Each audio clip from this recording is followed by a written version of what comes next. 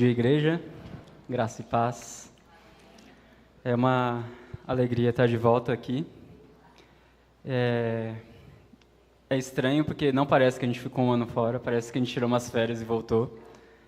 E eu acho que isso tem muito a ver com o período que a gente teve lá em Seul, na Coreia. Foi tão intenso, que eu até brinco com o pessoal que eu tenho pouca coisa para falar sobre a Filadélfia.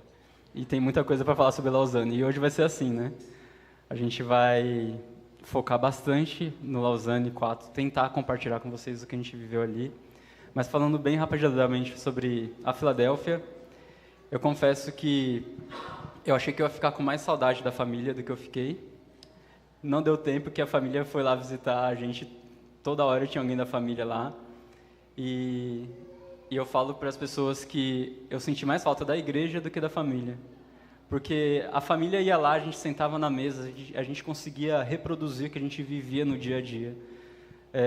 Por mais que o Pepe e a Adele tenham ido lá em casa, a Adele foi, a gente se encontrou mais de uma vez, o Cris foi lá em casa, o Estevão e a Lígia foram lá em casa, quem mais? Daqui foi isso, né? Teve alguns outros amigos que foram, o Celo, que o Celo tá na família.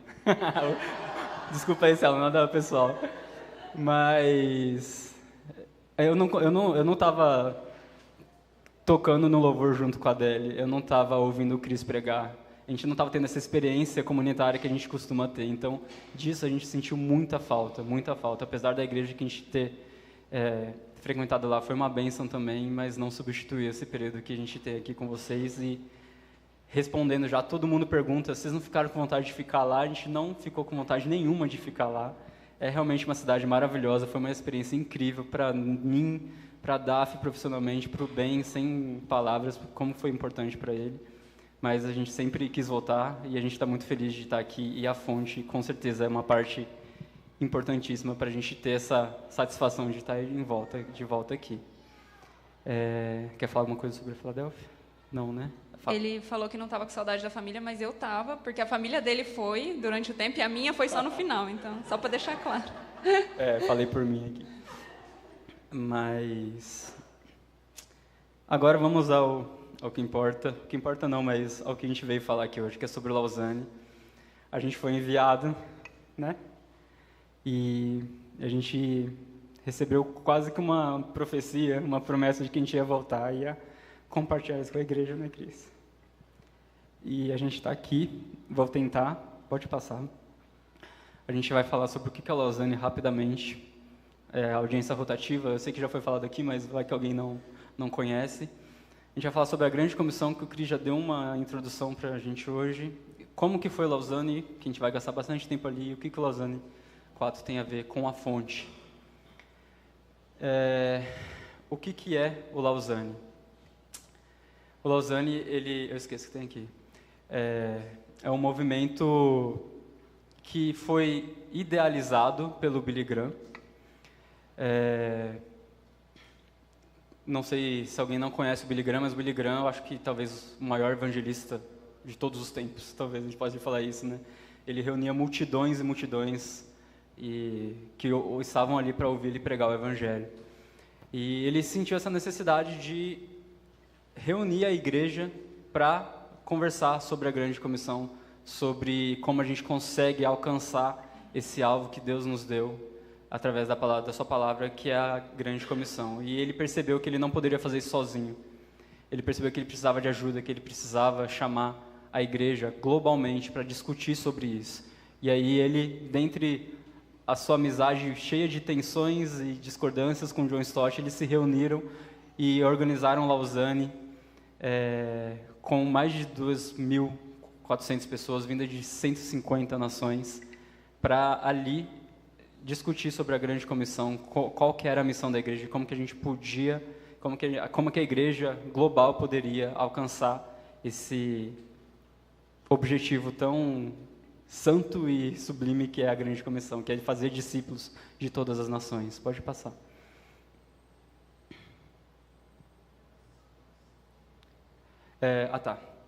Durante o evento, o Billy Graham ele falou muito sobre a necessidade crucial do evangelismo global, e um enfoque muito importante era a unidade da igreja.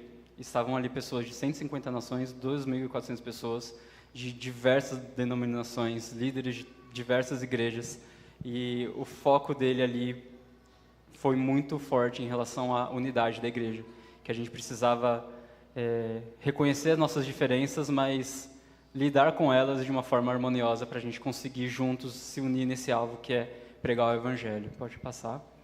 E também algo muito importante que aconteceu no Lausanne, e é por isso que tem esse nome, né, que ele começou lá em Lausanne, e aí ele se manteve com esse movimento Lausanne, que foi um documento que foi criado, uma pena a gente esqueceu de trazer ele aqui, mas que é um dos documentos mais significativos da história moderna da igreja, quando o assunto é missão da igreja.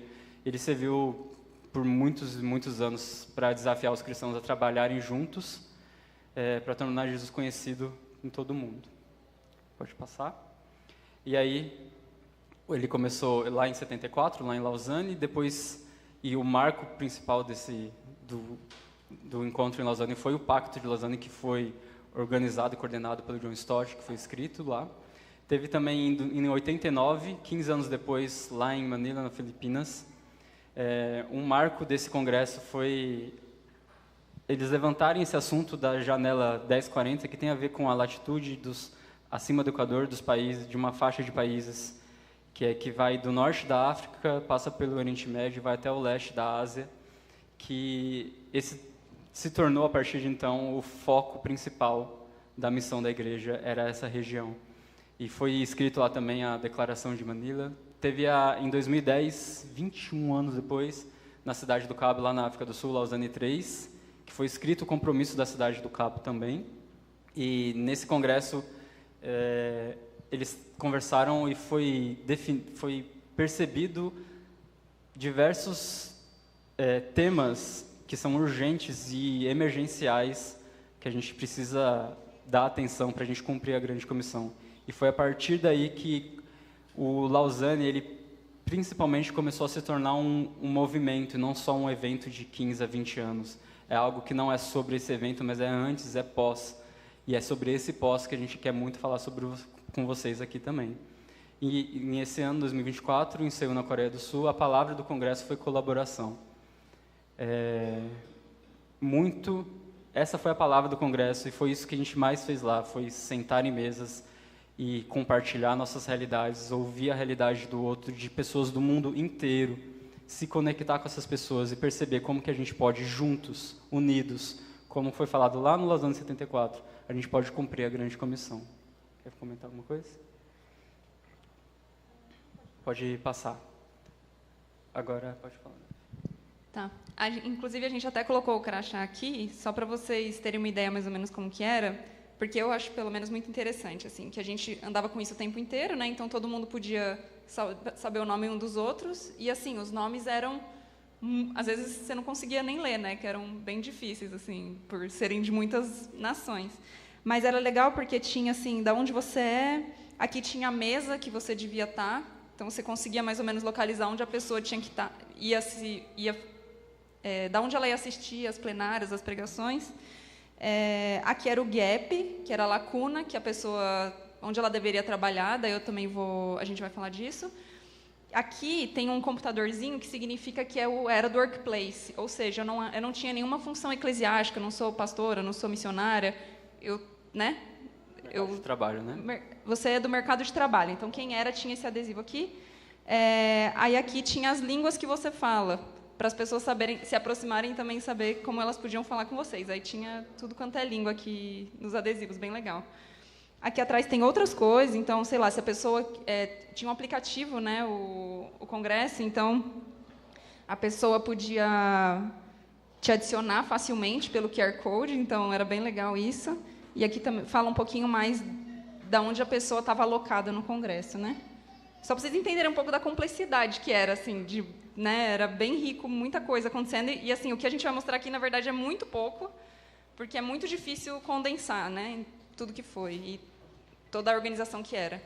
Mas, enfim, a gente queria destacar que o tema, então, do Lausanne 4 foi que a igreja anuncie e demonstre Cristo unida, Tiveram 5.394 participantes, e eles tinham entre 18 e 89 anos. Então, tinha uma gama de idades assim, muito diversa. Mais de 200 nações representadas. Mas a estimativa é que houveram 2.000 participantes online, e isso era de mais de 100 nações ao mesmo tempo. Além disso, tinha a TV da Coreia, que eu acho que eles passavam assim, tudo que acontecia no congresso passava num canal específico lá da TV também. Foram 7 dias de congresso, e né, nesses momentos assim que eram de plenária, que era o momento que todo mundo estava junto ao mesmo tempo, tinha tradução simultânea para 6 línguas. Então, quem precisava tinha o áudiozinho, né? O idioma oficial era o inglês, né? Então, tudo era inglês. Tudo estava em inglês, e então, além do inglês, tinha mais 6 línguas, entendeu? Português era uma delas, inclusive. E a organização do congresso ficou pequeno aqui, mas vocês nem precisam ler, mas é mais para vocês terem uma ideia de como que era. Então, tinha essas plenárias, que eram esses momentos de culto, né, que aconteciam com todo mundo junto, só que todo mundo sentava em mesas, então você sempre estava com as mesmas pessoas durante o tempo todo. Então, você criava esse laço com as mesmas pessoas. Além disso, tinha as redes de colaboração, inclusive eu trouxe aqui para mostrar para vocês. Então, tinha momentos de encontro de rede de colaboração. Então, vamos supor que você, sei lá, trabalha com artes, né? Então, tinha o dia e o horário lá que você podia conversar com outras pessoas que também se conectavam com esse tema e queria colaborar e pensar na igreja junto, sob a perspectiva de quem trabalha em artes, entendeu? Aí tinha vários outros. Aí eu trouxe vários cartõezinhos aqui, ó, por exemplo, cuidado com a criação, pesquisa em informação estratégica, crianças e família, e lá tem vários outros. E aí vocês podem pegar ali, né, não levar para casa, mas vocês pegam, e se vocês se interessarem por esse tema, vocês podem também escanear o QR Code e também se conectar com essas pessoas que estão trabalhando com esse tema, né? Então, não é só para quem foi no Lausanne, é para toda a igreja poder se conectar. Então, bem legal isso, que é como o Gui falou, né? O grande tema era colaboração. Aí, além disso, tinha o mercado de trabalho. Então, quem estava no mercado de trabalho e escolheu isso, poderia ficar... Todas as tardes tinha programação para essas pessoas, e era mais de 2.000 pessoas do congresso, então 2.400 pessoas, que se identificavam como do mercado de trabalho. Então, às vezes, você pensa, quem vai no Lausanne é só missionário, né?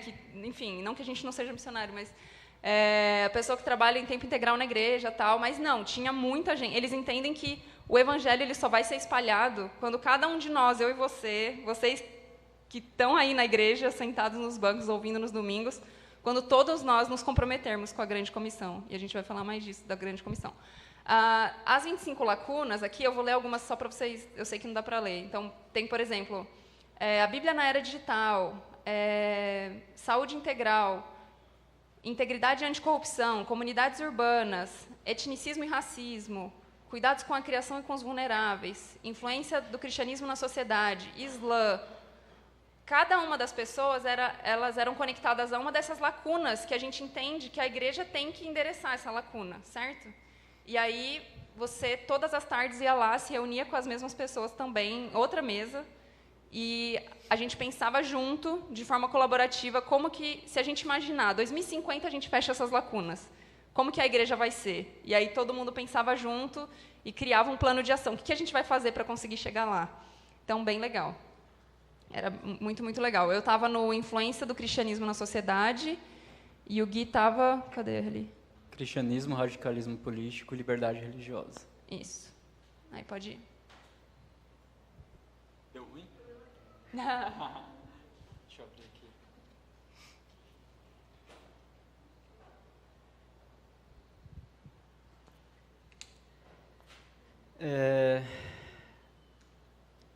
Aí eu só queria falar um pouco sobre a grande comissão. O Cris leu o texto hoje. Certamente não foi foi pensado, né? Ou não? Foi, claro. É que às vezes acontece isso, viu, gente? A gente nem conversa nada e do nada pega um texto que casa perfeito. Mateus, eu vou ler de novo, Mateus 28, do 18 ao 20. Então Jesus aproximou-se deles e disse: Foi-me dada toda a autoridade no céu e na terra. Portanto, vão e façam discípulos de todas as nações, batizando-os em nome do Pai, do Filho e do Espírito Santo, ensinando-os a obedecer a tudo que eu lhes ordenei. E eu estarei sempre com vocês até o fim dos tempos. Essa Esse é o motivo de ser do Lausanne, é a grande comissão. Se não tivesse a grande comissão, a gente provavelmente não teria Lausanne. E é um entendimento da grande comissão que façam discípulos de todas as nações. É um entendimento de que a missão ela é local, mas a missão ela é global também. E é por isso que o Billy Graham e o John Stott, eles se reuniram a igreja global para discutir sobre isso, e isso continuou acontecendo ao longo da história. E a gente vai falar um pouco mais, pode passar para o próximo slide, a gente vai falar um pouco mais sobre a grande comissão e a necessidade de urgência que a gente vê pode passar para o próximo, de trabalhar nisso. Eles davam muitos dados sobre muitas coisas, nem sempre a gente tinha tempo de anotar a fonte dos dados, então, assim, pegamos esses dados lá do Congresso, é difícil rastrear de onde veio cada coisa, mas acho que coisas importantes que eu anotei, que ficaram na nossa mente, que acho que é legal refletir, tá? Então, assim, Jesus veio, pregou e falou, beleza, agora vocês continuem a obra, vocês também têm que ir fazer discípulos, falar das boas novas, que é a salvação que eu trouxe para o mundo. Então, vão todos vocês e façam discípulos. Então, todos vocês vão cumprir essa missão. E aí, um versículo, né, que acho que muita gente conhece, mas que a gente vai falar um pouco sobre isso, mas como as pessoas vão ouvir, né, sobre Jesus se não tem quem pregue? E não sei, é meio óbvio esse versículo, acho que todo mundo está acostumado, mas às vezes a gente acha que, quem quer, vai na igreja, né? Tipo assim, Jesus está aí. Quem quiser, vai, né? Vamos cada um por si e tal. Mas Jesus mandou ir, né? Ele não mandou a gente deixar acontecer, né? Ele mandou a gente ir, ele mandou a gente comunicar sobre a salvação dele, sobre aquilo que ele trouxe para as pessoas, sobre ele ter morrido pelas pessoas e ter pago os pecados delas. E então eles vão trazendo essa realidade para nós. Tá bom, então todos nós temos essa responsabilidade. E aí uma coisa que eles mostram também é que o número de cristãos não acompanhou o crescimento da população mundial nos últimos anos. Então você pega, eles mostraram de 1970 a 2024. A população mundial cresceu um tanto, mas o número de cristãos não cresceu na mesma porcentagem. Então, na verdade, você está aumentando aí tem um buraco aí, né? Em vez da gente estar cada vez mais perto, assim, acompanhando o crescimento da população, na verdade, a gente está se afastando. Então, é como se a igreja estivesse se retraindo, né? Então, é uma coisa preocupante que a gente precisa pensar. Outra coisa, o mundo tem mais pessoas vivas e que nunca ouviram o evangelho do que nunca antes. Tipo assim, nunca antes o mundo teve tanta gente que estivesse viva ao mesmo tempo e que não conhecesse Jesus ao mesmo tempo. Porque como a população está muito grande, tem muita gente que não conhece Jesus hoje viva. E aí, além disso, 4 mil pessoas, dessas pessoas que ainda não foram alcançadas, morrem por hora no mundo. Então, acho que é importante a gente ter essa sensação de urgência. Eu acho bem desconfortável ouvir isso, tá? Para ser sincera. Mas a gente precisa compartilhar esse desconforto com vocês, que tem muita gente ainda que não escutou sobre Jesus, não faz ideia do que Jesus fez e nem do que Deus fez, e a gente precisa estar atento a isso, né? Se até gente na Europa, aqui no Brasil, não tem ideia do que Jesus fez, você imagina naqueles países que, né, a igreja nem conseguiu chegar ainda. E aí também falaram lá que 62% das pessoas que saem da igreja, que além de tudo tem isso, né? Aí que tem gente que está na igreja e também sai. Então é um outro desafio, que 62% das pessoas que saem são menores que 18 anos. Então esse desafio também sobre pensar na geração mais nova, né? E o papel também que os mais novos, o pessoal, os adolescentes aqui, vocês também têm esse papel de ficar atento, porque é um desafio, né? As gerações têm que continuar, né? Não pode parar. Calma aí, volta lá rapidinho.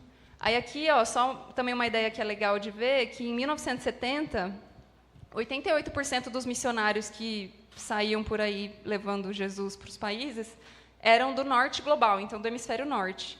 E hoje já são, assim, deu uma dividida. Então, antes o sul, né, global, só mandava 12%, e agora o norte global está mandando 53%, e o sul global está mandando 47%, que também mostra o Brasil, por exemplo, como um grande enviador, né, de missionários. E nessa parte foi algo que foi muito forte para a gente perceber que o protagonismo missionário está passando para o Sul. E a gente percebeu o quanto os brasileiros são bem recebidos, são bem vistos e são esperados para agir nesse meio missionário. Ou pelo menos tem mais acesso. E uma coisa que marcou muito a gente foi quando a gente foi fazer a visita na fronteira da Coreia do Norte com a Coreia do Sul com a Coreia do Norte. A gente estava lá num lugar que tinha um rio no meio e do outro lado era a Coreia do Norte. A gente tinha um binóculo lá que você conseguia ver as pessoas lá. A gente via uma escola, as crianças saindo da escola da Coreia do Norte. E era uma tarde livre do Congresso e uma universidade cristã da Coreia do Sul convidou os brasileiros para irem lá. Das 200 nacionalidades que tinha no Congresso.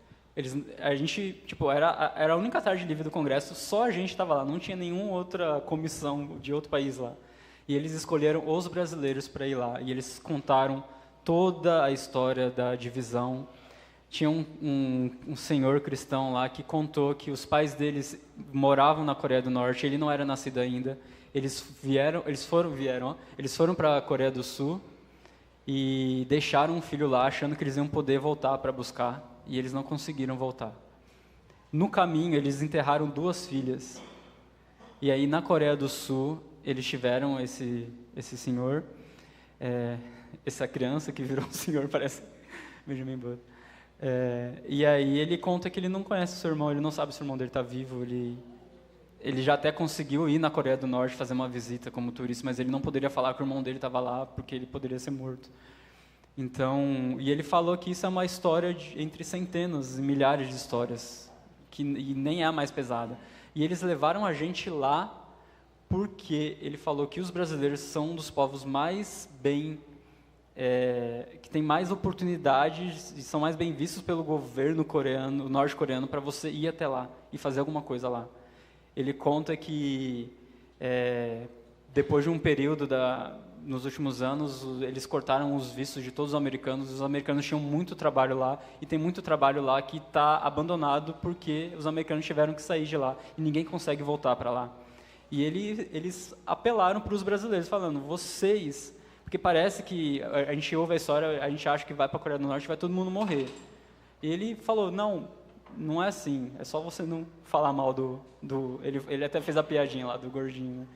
É só você não falar mal do cara e você vai lá. Eles são um povo muito necessitado, eles precisam de ajuda humanitária mesmo. E se você for lá ficar 1 semana, 10 dias e voltar, é até melhor, porque não é bom ficar muito tempo lá sem contato com ninguém. E a gente se sentiu muito, mas muito desafiado nesse dia. E é interessante que uma das coisas que mais marcou a gente foi ver que muitos missionários que estão vivendo coisas incríveis assim com Deus e falando de Jesus para tanta gente, eles são pessoas muito normais. Muito normais. E acho que, não sei, por mais que a gente cresceu na igreja, a gente conheceu vários missionários, mas é incrível como essas pessoas são, sabe, pessoas assim, super competentes, inteligentes, elas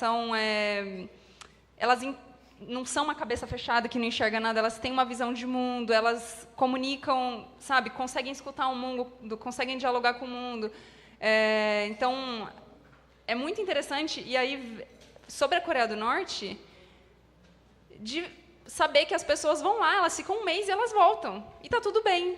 E daí, às vezes, a gente pensa assim, nossa, quando que eu vou poder ir para a Coreia do Norte? Nunca, porque eu nunca vou largar tudo aqui, né? E como que nem sei falar coreano, vou chegar lá. E eles desmistificaram muito assim isso. E a Coreia do Norte é o país mais perseguido do mundo, né? Onde você menos pode ser cristão no mundo. Então, foi interessante. Você pode ter sua própria Bíblia. Você, acho que tem acesso até à internet. Ali você, né, com um pouco limitado, mas você tem. Então, só para vocês saberem, assim, que tem tantas possibilidades da gente fazer missão por aí, e às vezes a gente acha que não serve, que a gente não pode, que a gente não tem nada a oferecer, e eu tenho certeza que todos vocês têm muito a oferecer de diversas formas, né? E aí é legal que ele falou que é ajuda humanitária mesmo, então você não vai chegar lá falando que você é missionário. Você vai trabalhar tentando tirar água lá do solo, porque eles não têm muita água, precisa coisas com alimentos. Então, sabe, tecnologias, dar aula de matérias de exatas, eles precisam. E, assim, coisas temporárias que você pode ir e voltar. E tem muita agência missionária orando e querendo gente, assim, para fazer esses trabalhos mesmo que temporários, sabe? Então, achei bem interessante. E eu só falei isso tudo para mostrar como o protagonismo missionário mundial ele está se movendo para o Sul, e a gente está no Sul, e a gente é responsável por isso também, né? Pode passar? E como foi o Lausanne 4? A gente já gastou 25 minutos e não falou ainda como foi. Mas essa imagem é muito legal porque foi isso daí, foi uma festa, foi maravilhoso. O momento de você estar reunido com 5.000 pessoas, mais de 5.000 pessoas de 200 países diferentes, e louvar a Deus junto, foi uma experiência indescritível. Não, só quem foi, desculpa aí, a gente fica zoando. Mas não tem como explicar essa experiência, foi muito, muito, muito marcante mesmo. E a gente vai tentar falar um pouco o que a gente aprendeu em cada dia. A gente vai tentar correr aqui agora. Né? Pode passar. Tá, aí sobre o dia 1, gente, vai ser muita coisa, assim, tá? Mas tenta, se você puder focar em uma coisa só, se for lembrar de uma coisa de hoje, lembra disso. Que hoje em dia, assim, esse slide, acho que no geral, mas assim, hoje em dia, o perigo é essa frase, eu não preciso de você. E a gente quer ser autônomo, principalmente em São Paulo, né? Tipo, você tem que se virar, muita gente aqui nem tem família aqui, e você tem que fazer as coisas acontecerem da sua família, dos seus filhos, ou, enfim, da sua casa, do seu trabalho, do seu estudo, é complicado. E as pessoas, às vezes, elas têm que, até para lidar mais fácil com a ausência de pessoas, às vezes a gente mesmo quer falar, não, eu não preciso de ninguém, eu não preciso de você. E isso é algo assim, que não encaixa no Evangelho. Nós precisamos uns dos outros. E eu acho que justamente por a gente, às vezes, ter essa mentalidade que eu não preciso de você, a gente também acha que as pessoas não precisam de nós. E também não é verdade, as pessoas precisam de nós. Então, vamos lembrar disso, assim, a grande comissão, ela está aí, tem muita gente ainda não alcançada e as pessoas precisam de vocês, né? E aí o cumprimento da missão exige intencionalidade e humildade. E aí uma coisa, isso que eu queria que ficasse, que é, nós somos insuficientes, né? Eu e o Gui, a gente ficava assim, o que a gente está fazendo aqui quando a gente estava lá? Não fazia sentido nenhum, a gente Você sentava lá com as pessoas, não escrevi não sei quantos livros, sou missionário não sei onde, sabe? As pessoas super criativas que estavam vivendo coisas absurdas, porque o muçulmano estava lá no campo de concentração e ele sonhou com Jesus e ele veio me procurar na igreja. Alguém no meu sonho apareceu e falou, sou o caminho, a verdade e a vida, então conta para mim. E aí as pessoas contando essas histórias, e essas coisas não estão acontecendo com a gente ainda. Mas a gente ficava, gente, o que a gente está fazendo aqui? Muito louco, né? Mas essa palavra foi, os 5 pães e os 2 peixes que aquele menininho entregou na mão de Jesus para alimentar uma multidão eram insuficientes, né? Mas aquilo que você tem, com certeza é insuficiente.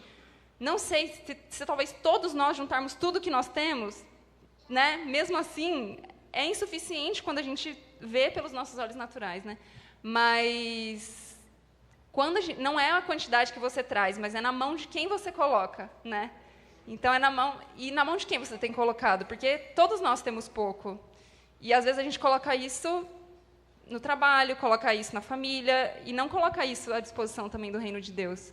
E, então, para a gente entregar isso nas mãos de Deus, né? O pouco que você tem, eu tenho certeza que Deus quer pegar e multiplicar aquilo para outras pessoas, né? Porque Cristo está em cada um de nós, e nós estamos em Cristo. Todos nós somos igreja. Só comentar sobre essa parte, que foi o primeiro dia, domingo à noite, assim, a abertura do congresso, e a Golda falou, eu estava me sentindo um lixo, assim, porque você chegava e conversava com as pessoas meio que, tipo, quais são as suas credenciais para estar aqui? Elas não falavam desse jeito, mas era, tipo, o que você faz? E eu não tinha nenhuma credencial para estar lá. E eu me senti meio humilhado mesmo, sabe? E quando ele começou a falar, o Michael O, que é o presidente do Lausanne, ele falou, muita gente veio falar comigo que não se sente merecedora de estar aqui. mas é por causa do problema dessa frase, que você acha que eu não preciso de você, ou você não precisa de mim. Mas uma frase que ele falou que me marcou muito, é que a missão de Deus não é feita apenas por pessoas geniais, ela é feita por pessoas comuns. Ela é feita por pessoas geniais também. Billy Graham prega para multidões, mas ela é feita por pessoas comuns, que sofrem perseguição depois da morte de Estevão e saem por aí pregando. E essa fala dele motivou muito eu e a Dáfia. E aí a fala dele a gente precisa de você aqui intencionalmente para colaborar com a gente. Eu me senti, não é que eu me senti importante, mas eu me tipo, vamos lá. Essa semana a gente vai colaborar. Já que eu tô aqui, né? Já que eu tô aqui, já que Deus me trouxe aqui, vamos colaborar, sabe? Então foi uma fala muito importante para o congresso e para o resto da vida também, né? Pode passar. Aí nesse segundo dia foi sobre o poder do Espírito Santo para espalhar o evangelho, né? Que sem poder não tem missão. Aí uma outra frase que a Sara, que é essa da foto, falou, foi que o arrependimento pavimenta o caminho para o avivamento. E aí isso foi super legal, e super sensível, porque imagina que você estava no mesmo recinto, você tinha ucranianos e russos, você tinha palestinos e israelenses, enfim, né? Japoneses e coreanos. Você tinha muitas tensões assim culturais mesmo, que as pessoas elas têm um rancor, né? Ali você cresce com, sei lá, aquela outra nacionalidade matou um monte de gente da minha família, né? Ou se não, você mesmo no seu coração você tem coisas a resolver com outras pessoas, que nem precisa ser com uma nação inteira, mas às vezes na sua própria família você está com alguma questão não resolvida.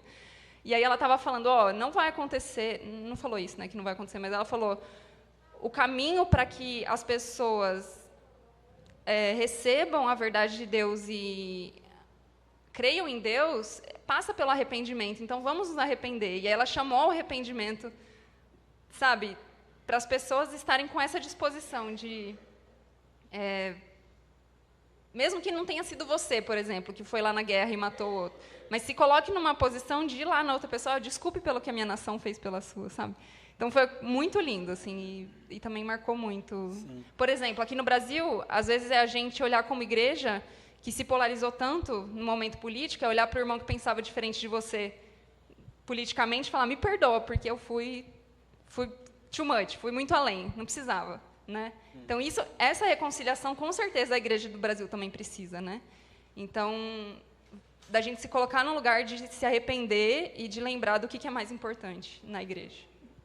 E eu até falei com a Sara, depois ela fez um momento de as pessoas se ajoelharem e ter um momento de arrependimento ali, né? Só que o Lausanne, ele era tão contadinho de tempo que a gente ficou ali ajoelhado 5 minutos. Eu precisava, sei lá, de horas para pedir perdão para tudo que eu estava precisando pedir. E foi um momento muito, muito impactante para a gente mesmo. E foi muito bonito ver, a Sara é uma brasileira que é missionária na Itália. Foi muito bonito ver a fé com aquela palavra que a Europa não é um país pós-cristão, é um continente pré-avivamento. E ela realmente crê nisso e ela trabalha, ela fala com uma paixão enorme. Ela foi um dos pontos altos, né, das falas. E várias pessoas, missionários que a gente conheceu que estão na Europa, eles testemunham disso, o que Deus está fazendo lá. É impressionante. Né? Pode passar. Não, aí... Rapidinho. Não, aí só tem essas duas frases, né? Deus vem onde Ele é desejado, então a gente está disposto a convidar Deus, né? E remova aquilo que te impede de se entregar completamente a Deus. E às vezes o que falta é um arrependimento. Às vezes a gente pode ficar esperando alguém vir pedir perdão, mas você pode pedir perdão primeiro também. Isso são tudo frases que a gente pegou das pregações, assim. Pode passar. E aí no dia 3, para mim, foi a melhor exposição de todas, que foi dessa teóloga egípcia, chama Anne Zek. Ela fez uma exposição em Atos, todas as exposições eram em Atos, e ela falou sobre Atos 15, o Concílio de Jerusalém, e foi muito bonito o jeito que ela trouxe todo o panorama amplo desse evento que aconteceu na história da igreja, né? Que a questão ali era a recepção dos gentios dentro do corpo de Cristo ou não, se eles poderiam ser considerados cristãos, se para ser considerados cristãos eles precisavam seguir as leis judaicas, se circuncidar e tudo mais ou não. E pensando nesse panorama amplo, ela lembrou de quando Paulo repreendeu a Pedro em relação a isso. E aí depois, ela comentou que no concílio depois, quem se levantou em relação a isso foi o próprio Pedro. E aí, o que não pode ter gerado ali da exortação de Paulo para Pedro ter essa coragem de se levantar ali no concílio de Jerusalém e se falar em favor aos gentios? E os riscos que ele sofreu ao fazer isso. Não era simples, ele poderia sofrer uma perseguição enorme e ser morto por causa disso, porque era algo muito forte para eles. E ela falou muito sobre essa questão da unidade na diversidade, que quem me conhece sabe que é um dos lemas da minha vida, que eu tenho lutado muito por isso. Como a gente consegue se unir mesmo sendo tão diferente. Eles estavam ali no Concílio de Jerusalém com opiniões diferentes, mas eles não saíram de lá, eles continuaram lá discutindo, unidos, apesar das suas diferenças. É preciso resgatar a arte perdida do diálogo e da discussão teológica. Acho que a gente perdeu essa capacidade de discutir de forma respeitosa e saudável sobre teologia, sobre as coisas da vida. A gente sempre quer provocar, a gente sempre quer ganhar a discussão. A gente sempre quer sair por cima. Mas não é uma simples discussão, ela trouxe muito essa questão da discussão que une, não é uma discussão que divide. E eu vou usar o exemplo do PP, não tem como. Eu e o PP, a gente pensa muito diferente. Eu e o Lucas, a gente pensa muito diferente. Mas é impressionante como as nossas discussões nos uniram. É impressionante. E é só o Espírito Santo que consegue fazer isso. E eu acho que é um desafio muito grande para nós aqui, a gente ter essa consciência de quão diferente a gente é. Que teve gente que votou no Boulos, teve gente que votou no Marçal, teve gente que votou no Nunes. A gente está disposto realmente a viver essa unidade na diversidade, a discutir essas questões de forma saudável, respeitosamente um para o outro. Isso foi algo que pegou muito forte para mim. E aí eu vou ler essa última frase que ela falou. Eu acredito que toda comunidade missionária pagará um preço, de uma forma ou de outra. A questão é, será o preço de ficar em silêncio enquanto ensinamentos falsos nos dividem, ou o custo de romper o silêncio com o ensino verdadeiro que deve nos unir? Paulo pagou um preço ao não ficar em silêncio e falar com Pedro. Pedro pagou um preço ao não ficar em silêncio ao defender os gentios. Como seria a igreja hoje em dia se eles não tivessem pagado esse preço? E como que vai ser a nossa igreja em 2050, que era o foco do Lausanne? Como vai ser a nossa igreja se a gente ficar em silêncio, se a gente não pagar o preço para falar contra falsos ensinamentos, mas falar também um ensino verdadeiro que vai nos unir, não que não vai nos dividir. Quer falar alguma coisa? Esse foi o dia 3. Dia 4, aí a gente devia aqui largar o microfone e trazer o William aqui à tarde para falar, mas a gente vai falar um pouquinho aqui, que foi, para mim, um dos pontos mais marcantes do Congresso, que é quando a gente ora pela igreja perseguida, a gente sabe que a igreja é perseguida na Coreia do Norte, no Norte da África, no Oriente Médio, a gente sabe, mas quando essas pessoas ganham rosto, quando você vê essas pessoas e elas contam o que elas estão sofrendo, isso transformou a minha vida de um jeito indescritível.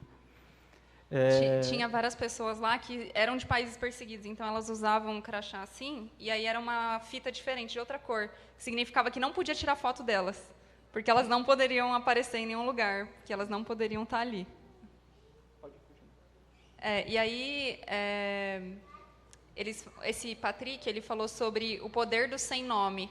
E aí ele falou que os nossos irmãos perseguidos, né, eles viveram para serem esquecidos, a fim de que Deus fosse lembrado. Então, a gente não está preparado para isso, né? A gente não está preparado para não desejar ser lembrado, não é verdade? A gente quer fazer coisas boas e ser lembrado pelas coisas boas que a gente fez. A gente quer ser tão competente no nosso trabalho que, se a gente sair, vão sentir nossa falta. A gente quer protagonizar tudo que a gente participa, né? Então, como será que é viver de uma forma que você vai ficar totalmente ok se você for esquecido, contanto que Deus seja lembrado, né? Então, isso foi bem forte.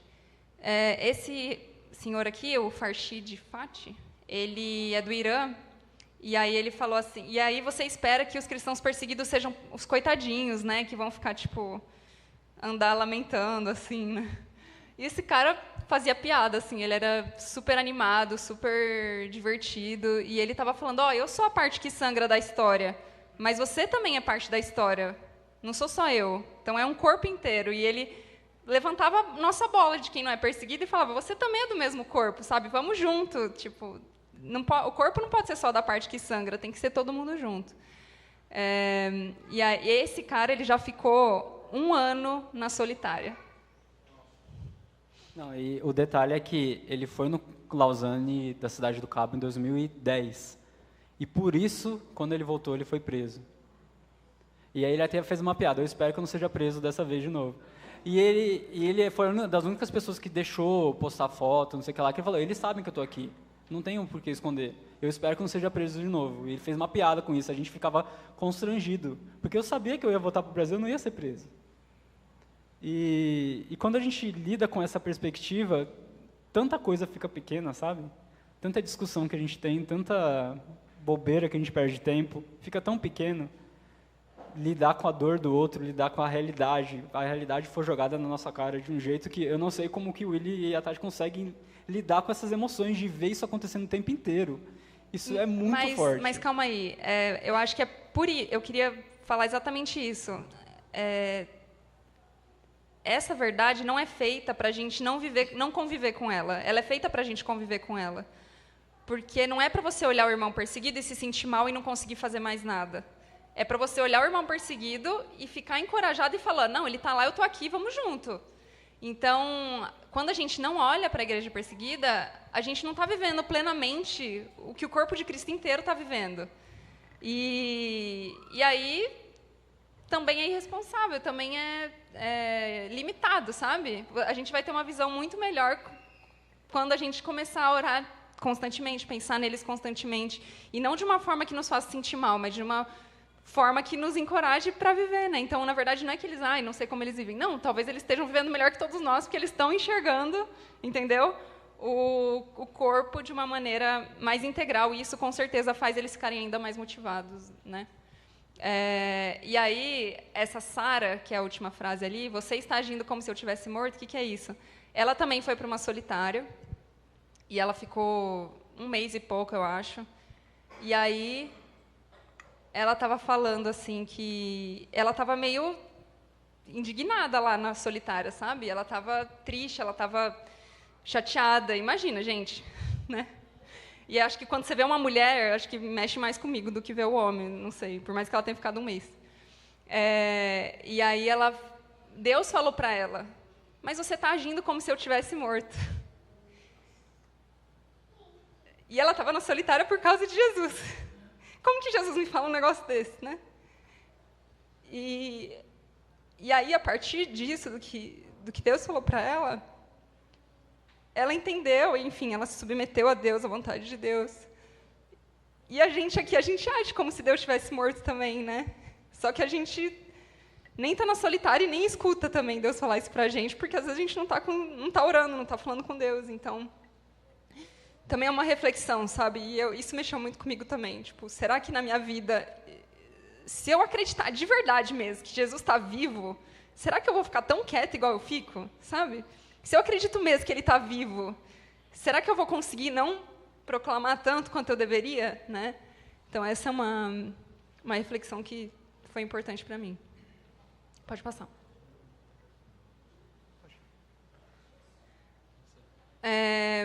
Tá, aqui foi quando eles entraram, foi um dia dedicado a falar das pessoas que estavam no mercado de trabalho, então, como eu, como o Gui. E aí, algumas frases que a Júlia falou, né, que é da Alemanha, ela falou assim, testemunhar no mercado de trabalho está entrelaçado com o DNA da igreja primitiva. Também falou, programas não vão conquistar o coração das pessoas, mas pessoas vão. Então, ficar chamando as pessoas para a igreja não é o que realmente vai atrair elas para Jesus, é a gente com a nossa vida vivendo para Jesus. Então, não é ficar dependendo de trazer aqui para o Cris falar e a pessoa entender quem Jesus é. Não, é você no seu trabalho, você sendo essa pessoa. Aí pode passar, por favor. Calma aí, rapidinho. É só uma coisa que esse... Ah, tá, tem mais frases, né? Vou falar. É o mesmo dia, pode seguir. Achei que é para outro dia.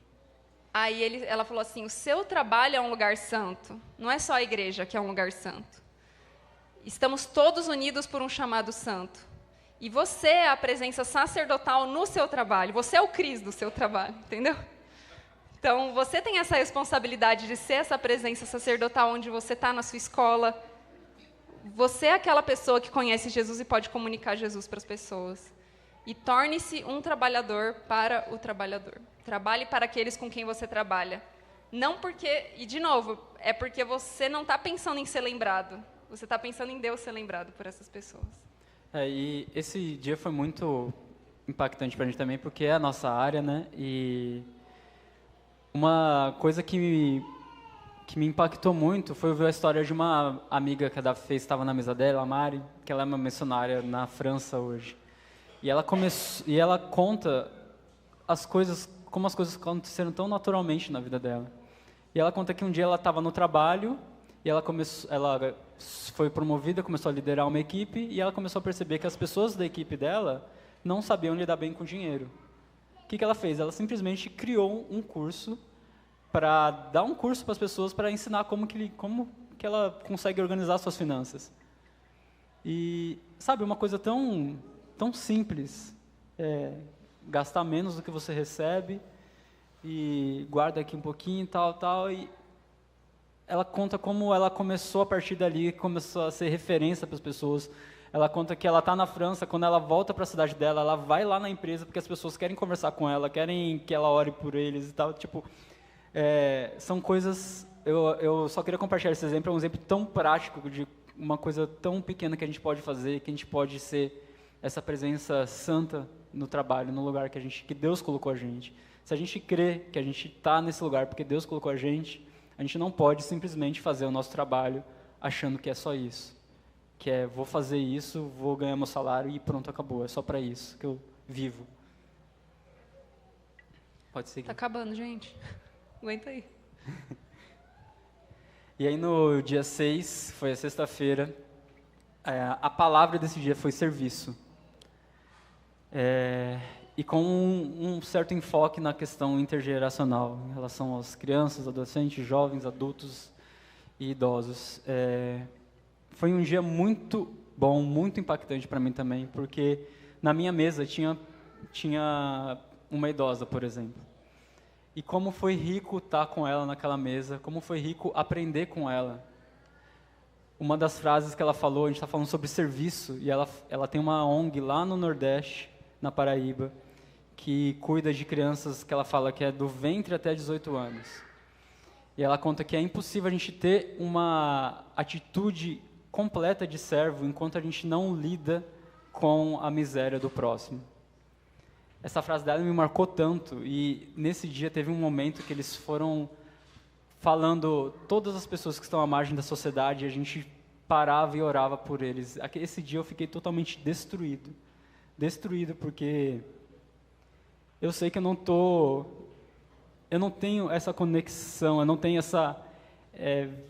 esse contato com a miséria do próximo igual eu acho que Jesus queria que eu tivesse.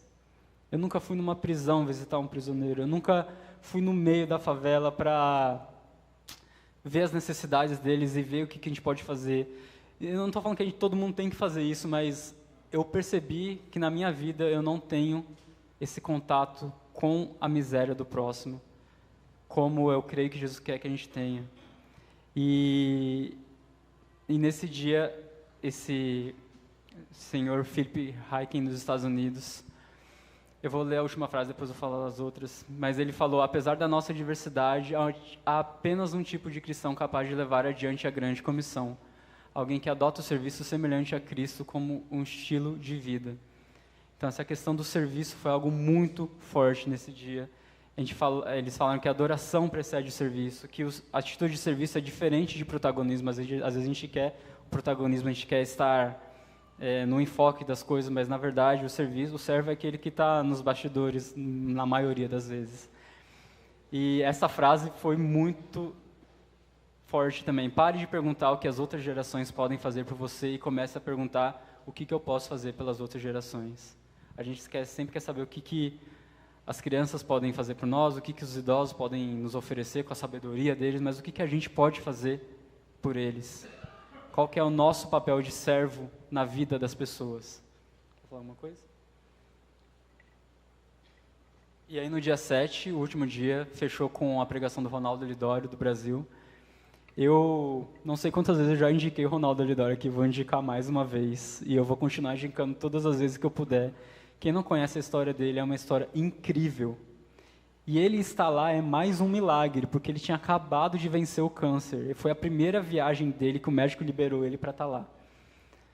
E eu preciso confessar que o combo de igreja perseguida, a realidade sendo jogada na cara, no dia 6, eu percebi que eu não estou em contato com a miséria do próximo, e perceber que eu não estou tendo essa atitude de servo, foi algo que me deixou muito para baixo, que é o que a Daf quis falar aqui, que a gente não pode se afundar nisso. Mas nesse dia eu fui tão encorajado pela vida do Ronaldo Lidório que eu não tenho palavras. Porque ele venceu o câncer agora, mas quando ele estava na África, ele pegou malária 30, 40 vezes. E, eu não consigo explicar aqui quanto que esse cara sofreu, e quanto ele foi resiliente, e quanto que ele foi fiel, e o quanto que Deus fez através da vida dele.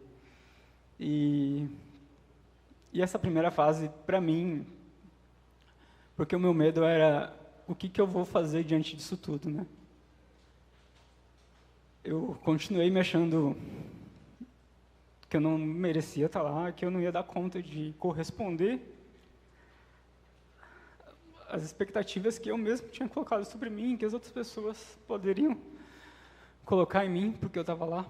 E eu percebi qual era o primeiro passo que eu tinha que dar.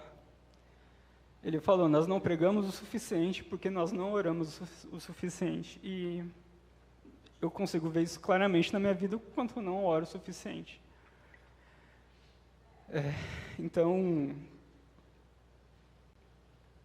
eu já estou 2 semanas aqui, eu continuo não orando o suficiente, mas eu creio que Deus vai transformar minha vida nesse sentido. Ele falou muito sobre a questão da oração. Nós não somos chamados para orar, mas ter uma vida de oração. E nós precisamos falar mais sobre Jesus e menos de nós mesmos, sobre nós mesmos. Então, esse dia eu fui muito encorajado a colocar as coisas nas mãos de Deus mesmo, sabe? A orar, a me colocar diante de Deus, e eu tenho certeza que, através disso, Ele vai agir do jeito que Ele quiser. Seja nos bastidores, para mim tá lindo, sabe? É isso que eu mais quero. Você quer falar alguma coisa? Agora, finalizando, o que a fonte tem a ver com isso? A palavra do congresso era colaboração. E o congresso de Lausanne não é sobre os 7 dias que a gente teve lá.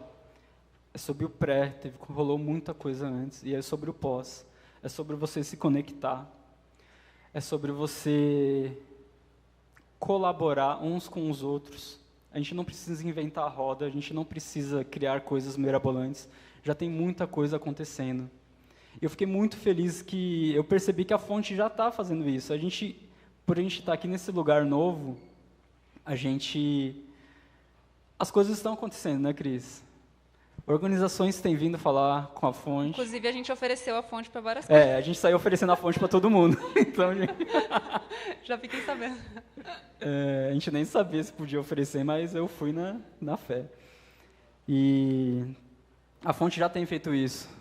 Organizações têm vindo falar, oferecer parcerias para a gente colaborar junto. Coisas em relação à arte e cultura que o Josué está fazendo aqui na fonte. As coisas estão começando a acontecer, e eu creio que vai acontecer muito mais. E uma das coisas que mais me deixou em paz, assim, de voltar, porque eu estava com medo de voltar, de verdade. Por aquilo que eu falei, de não dar conta, de corresponder, sabe? Mas uma coisa muito prática, além de orar, é a gente começar aqui na igreja local, né? A gente pode começar colaborando aqui, colaborando uns com os outros. E a gente assinou esse compromisso aqui, lá, compromisso de ação colaborativa. E a gente se comprometeu a continuar colaborando. Está assinado aqui, eu não tenho opção, eu tenho que fazer isso agora. E a gente queria estender esse compromisso a vocês não vão precisar assinar nada.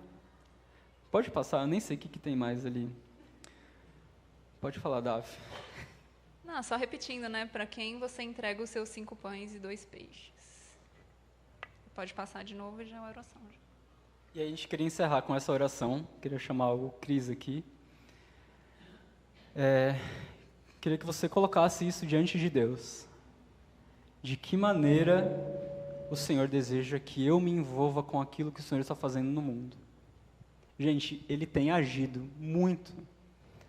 Das coisas mais impactantes que a gente teve foi conversar com as pessoas e ver que Ele tem agido. Como a Daf compartilhou, Ele tem se revelado em sonhos para as pessoas têm ido para a igreja do nada. Ele tem agido de formas sobrenaturais, de formas incríveis. A questão é se a gente vai estar dentro ou fora disso. E eu queria que a gente tivesse um tempinho de oração agora. Você pode baixar sua cabeça e pode orar isso para Deus. Deus, de que maneira o Senhor deseja que eu me envolva com aquilo que o Senhor está fazendo no mundo? Você pode pensar de forma local aqui na nossa igreja. Você pode pensar de forma global. A missão de Deus é global. E Deus precisa de nós também para isso. A questão é como que Ele quer que você se envolva na missão de Deus, no que Ele tem feito no mundo, aqui, seja em qualquer lugar do mundo.